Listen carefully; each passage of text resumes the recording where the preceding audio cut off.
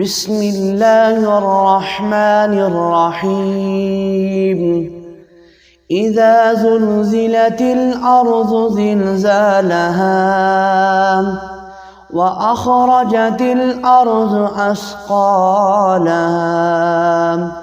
وقال الإنسان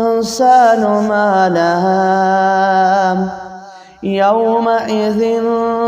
تحدث أخبارها بأن ربك أوحى لها يومئذ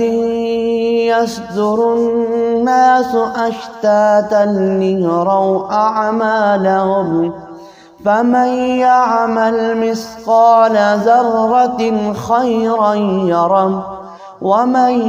يعمل مثقال ذرة شرا يره.